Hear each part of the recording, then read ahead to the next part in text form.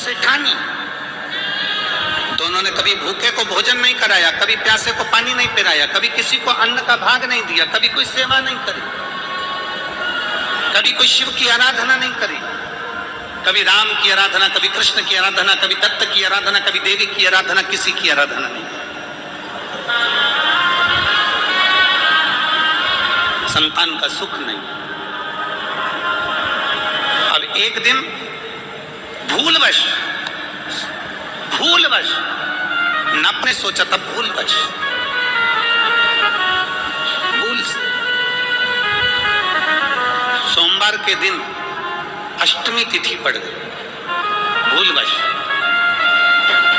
और सोमवार के दिन जैसे ही अष्टमी तिथि पड़ी और इनके बगीचे से जो गूंज रहा है ना, इसको सोमवार की अष्टमी तिथि पड़ी और सोमवार की अष्टमी तिथि पड़ने पर भूलवश इनके बगीचे में से कोई बेलपत्री का वृक्ष लगा हुआ था, कोई पुष्प का वृक्ष लगा हुआ था, उसमें से कोई फूल बेलपत्र तोड़ कर ले गए। अच्छा, दोनों की सेठ सेठानी का मन ऐसा था कि ना तो ये फूल किसी को तोड़ने देते, ना बेलपत्री किसी को तोड़ने देते, ना कुछ, और तो और कि हमारे बगीचे का कोई सामान ना तोड़ ले, उस चक्कर में इन्होंने एक कुत्ता भी रख रखा था कि कोई हमारे बगीचे में ना घुस जाए, कोई हमारे बगीचे में ना पहुंच जाए। ले जाकर सोमवार की अष्टमी थी, अंदाजा नहीं लग पाया, ध्यान नहीं रख पाया, और सोमवार की अष्टमी के दिन भूलवश इनको नहीं ध्यान में कोई दूसरे ने तोड़ा, दूसरे ने लिया और शंकर जी के मंदिर में जाकर वो बेलपत्री और पुष्प समर्पित कर दिया। जैसे ही बेलपत्री और पुष्प समर्पित हुआ, हमने पहले भी कथा में कहा है कि सोमवार की अष्टमी के दिन भूल से भी अगर एक बेलपत्र, एक श्वेत पुष्प शंकर भगवान को समर्पित हो जाता है तो ये मानकर चलें कि आपने कुछ मांगा भी नहीं तो भी शंकर भगवान देने के लिए आपके दरवाजे पर पहुंच जाए। भूलवश सोमवार की अष्टमी के दिन अगर भूलवश भी अगर हमारे हाथ से एक बेलपत्र, एक पुष्प शिव को समर्पित हो जाए तो समझ लो कि कहीं शंकर की उदारता, कहीं शिव की कृपा। कोई बेलपत्री तोड़ कर ले गया, कोई पुष्प तोड़ कर ले गया, भगवान को सोमवार की अष्टमी के दिन समर्पित कर दिया। शिव की कृपा से, बाबा देवाधिदेव महादेव की कृपा से, जिसके बगीचे से तोड़ कर लेकर गए थे, जिसके घर से तोड़ कर लेकर गए थे, जिसके बगीचे से, जिसके घर से बेलपत्री और फूल तोड़ कर लेकर गए थे, मेरे शंकर भगवान ने उनके घर में भी एक पुष्प दे ही दिया, उनके घर में फूल जैसा बेटा दे ही दिया, एक पुत्र हो गया।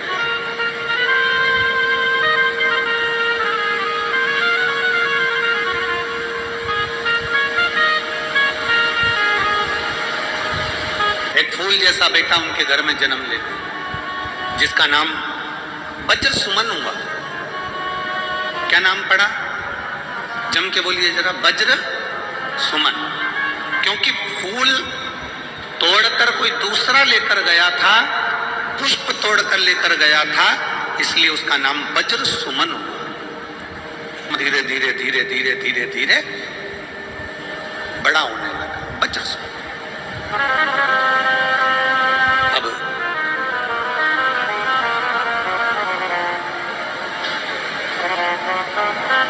वज्र सुमन धीरे धीरे धीरे धीरे बढ़ने लगा। शंकर भगवान के प्रसाद के द्वारा हुआ था, इसलिए वज्र सुमन शिव का भक्त था। वज्र सुमन दुकान पर नहीं जाता, पिताजी काम से भेजते, वज्र सुमन हाथ में जल का पात्र लेकर शिव के पास चले, शिव भक्ति में डूबने लगा, शिव भक्ति में तल्लीन, बड़ा उत्साह उसके अंदर रहता, बड़ा उत्साह, बड़ा उत्साह। और हरिओम में ओम रहिए तो चले जाओ, व्यर्थ का क्लेश मत मचाओ, जाओ मामा जी के भोजन करने जाओ। वज्र सुमन ने कहा ठीक है माँ, अगर तुम कह रही हो तो मैं भोजन करने जाता हूँ। वज्र सुमन और मंदाती दोनों भोजन के लिए जाने लगे। चलते चलते बीच राह में मंदाती ने बहती हुई, खूब अच्छी उफनती हुई नदी को देखा और देखते से ही पत्नी का मन लगा। मंदाती ने कहा, देखो आज और आप और हम कभी भ्रमण के लिए नहीं निकले, आप और हम कभी घूमने के लिए नहीं निकले, आज पहली बार मैं मामा के यहाँ जा रहे हैं, बीच में ये नदी पड़ी है, क्यों ना अपन स्नान करें, क्यों ना अपन स्नान करें। पति ने मना कर दिया, वज्र सुमन ने, मैं नहीं नहाता, मैं स्नान नहीं करता। पत्नी जिद पे अड़ गई, मुझे तो स्नान करना है और तुम्हें भी मेरे साथ स्नान करना पड़ेगा। मंदाती, मुझे तैरना नहीं आता, मुझे तैरना नहीं आता। मंदाती,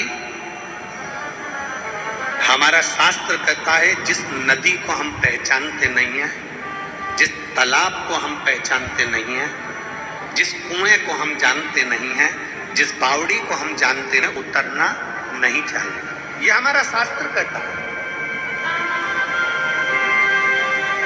मैं कैसे उतर जाऊं? मंदाती ने जिद पकड़ी।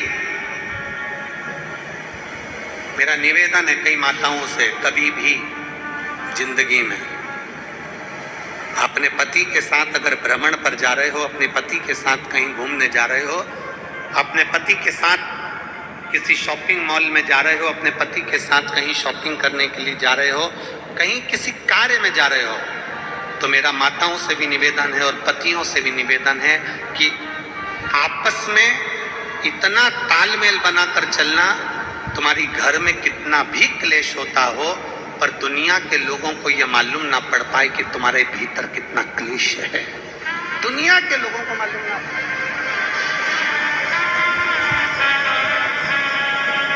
इतना तालमेल बनाकर चलिएगा, इतना तालमेल। दुनिया के लोगों को यह मालूम ना पड़े कि तुम्हारे अंदर कितना क्लेश है। देवरानी जेठानी, सास बहू, भाई भाई, क्लेश पर सामने वालों को मालूम ना पड़े कि हमारे अंदर क्या चल रहा है, क्लेश क्यों है, कैसा है, सामने वालों को मालूम ना पड़े। भीतर रखो, बाहर प्रकट मत करो। शिव महापुराण की कथा कहती है, भगवान शंकर के पुत्र षडानंद कार्तिकेय जी को क्रोध आ गया था। क्यों? क्योंकि गणेश जी महाराज को प्रथम गिनती में रखा गया और षडानंद कार्तिकेय को उसका कोई फल नहीं मिला। क्रोध आ गया। षडानंद कार्तिकेय को जब क्रोध आया, देवताओं ने आकर देखा कि षडानंद कार्तिकेय को क्रोध आ रहा है और क्रोध में षडानंद कार्तिकेय श्रीशैलम पर जाकर विराजमान हो गए। जब श्रीशैलम पर कार्तिकेय जी बैठे, इंद्र ने जाकर पूछा, क्यों कार्तिकेय आप अपने पिता पर क्रोध कर रहे हो? क्यों कार्तिकेय, तुम्हारे भाई को ज्यादा सम्मान मिल गया इसलिए तुम्हें गुस्सा आ रहा है? क्यों कार्तिकेय, तुम्हारे भाई का नाम सब दूर चल रहा है इसलिए तुम्हें क्रोध आ रहा है? षडानंद कार्तिकेय जी ने उसी समय इंद्र से कहा, इंद्र तुम व्यर्थ की बात ना करो, गणेश मेरे दिल में बसता है, मेरे पिता मेरे दिल में बसते हैं, मेरा परिवार मेरे दिल में बसता है। तो फिर तुम अपने माता पिता से रुष्ट होकर, तुम अपने माता पिता से नाराज होकर ये श्रीशैलम में आके क्यों बैठ गए? षडानंद कार्तिकेय ने कहा, अगर मैं घर में रहता तो मेरे माता पिता मुझे तप साधना नहीं करने देते, वो कहते कि तुम्हारे पत्तल की, तुम्हारे हिसाब की तप साधना मैं कर रही हूं। यहाँ जितनी माताएं बैठी है ना, कभी कभी अपने बेटे से कह देती है, बेटा कहता मम्मी मुझे अष्टमी का व्रत करना है, मम्मी मुझे प्रदोष का व्रत करना है, मम्मी मुझे सोमवार का व्रत करना है। तो घर में जितनी माताएं रहती ना, वो अपने बच्चे से कहती, तुझे क्या जरूरत है व्रत करने की, मैं कर तो रही हूँ, मैं कर रही हूँ ना।